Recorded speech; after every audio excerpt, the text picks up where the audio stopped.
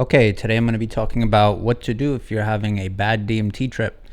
First off, you shouldn't listen to me. I'm not an expert. I've just done a lot of DMT and I've had a lot of bad trips. So at this point, I know what to do when they happen to me. And I'm only talking about what to do if you're having a bad DMT trip. Bad mushroom trips and bad acid trips are different than bad DMT trips. And I wouldn't necessarily do the same thing in each scenario. And I'm only going to be talking about practical advice, things that you could physically do for the most part. A lot of the times people will give you really impractical advice like just stay calm and stuff like that. And that's a pretty useless thing to tell someone when they're having a bad trip. If they could just stay calm, they wouldn't be having a bad trip in the first place. So I'm just going to talk about things that you can physically do if you're having a bad DMT trip. First thing that I always have to remember to do is to sit down. A lot of the times if I'm having a bad DMT trip, I'll start walking around my apartment and it always makes things worse. It adds to the feeling of anxiety, which I'm assuming you're going to be feeling if you're having a bad DMT trip. So first thing is just sit down. Just sit. Next tip is close your eyes. For whatever reason, most of the bad DMT trips I've had were when my eyes were open. So close your eyes. Another big one for me is to focus on my breath, not because I'm scared I'll stop breathing, but because it gives my mind something to do. So if you can, just consciously concentrate on your breath, how it goes in, how it comes out. Basically flip your breathing into manual, take it off automatic.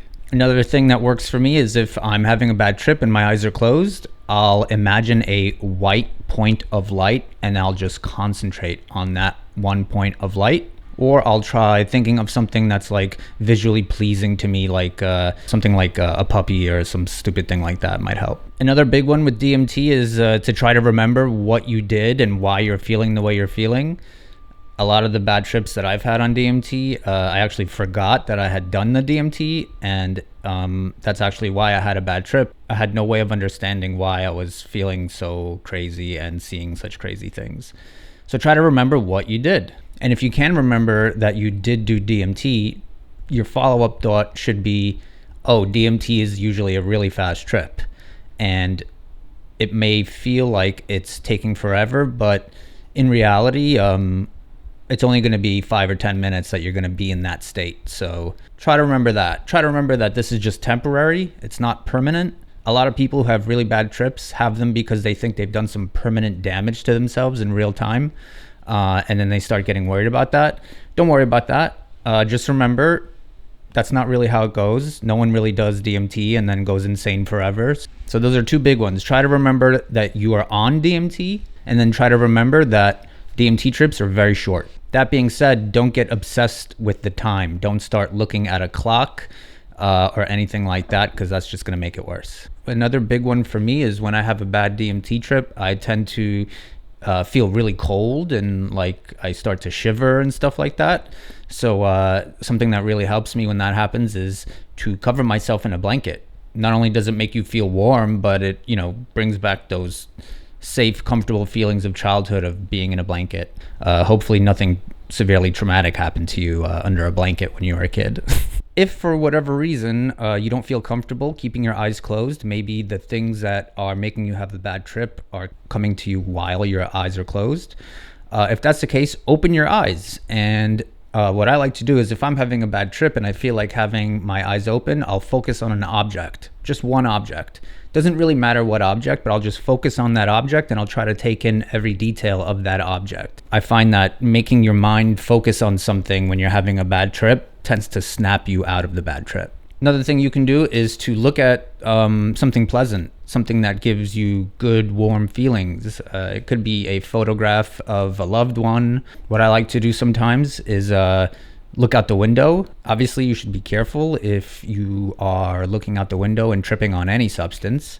But if you feel like it's safe enough, you can look out your window. Look at the trees if you are lucky enough to have any outside. I've had some very stressful, anxious trips that I was able to calm down by looking at the gentle swaying of a tree.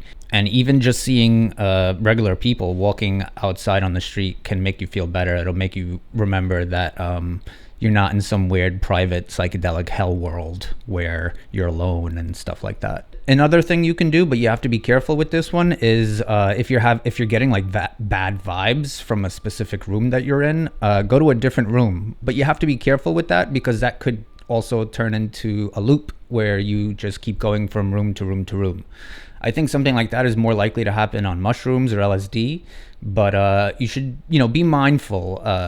Change your room if it'll make you feel better, but then don't do it again every 5 seconds. Another thing that helps me is to change my position. If I'm sitting, maybe try laying down. If I'm laying down, maybe try sitting up. If I'm on my side, maybe go on the other side.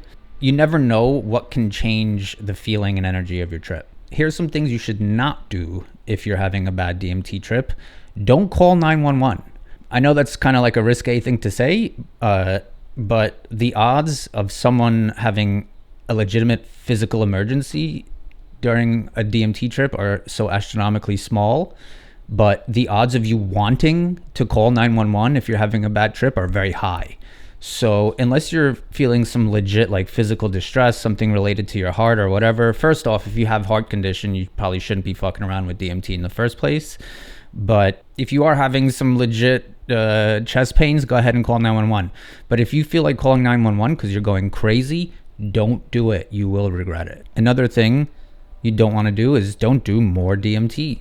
That may sound obvious to us right now, being sober, but when you're tripping and having a bad one, you don't really think of things the way you normally do. So don't do more DMT. Another thing you should not do is make any big decisions, any physical decisions like, oh, should I walk outside right now? Should I take a shower? Should I eat something? Should I cook something? Don't make any decisions to do any physical activity whatsoever until the DMT is out of your system. Another thing you shouldn't do, which I mentioned briefly before, is don't stare at the time. Don't stare at a clock. It's just going to drive you crazy. It's going to go by really slow, and it's not going to help anything. And the last thing you shouldn't do, which is something that I have to take my own advice on, is don't look in the mirror if you're having a bad DMT trip. I don't know why, but for some reason, every time I have a bad DMT trip, I do tend to stare at myself in the mirror, and it's not good. I'm going to actually do a video about all of the crazy conversations I've had with myself in the mirror while on DMT. A couple more things. Most of the things I just said are things that you'd want to do if you're alone and tripping. I'm assuming you're having a bad DMT trip and you're alone, but if you happen to be with a friend and you're having a bad DMT trip, first off, listen to your friend, listen to what they tell you. I'm assuming they're a good sitter, otherwise they shouldn't be around you. And if you're up for it, get a hug. Get a hug from your friend. Physical human contact is essentially neurochemistry magic. The things that happen in your brain and in your body when you get positive physical contact from another human are insane. So if you're up for it, if they're up for it, get yourself a hug. And that's pretty much it. Those are the things that I learned in having many, many bad DMT trips of what to do and what not to do. But the most important thing to remember with all this stuff is how quick DMT runs, and no matter how bad your trip is, it's going to be a short bad trip. And that's the main thing that you should remember if you're having a bad DMT trip. So yep, that's the videos. Safe travels.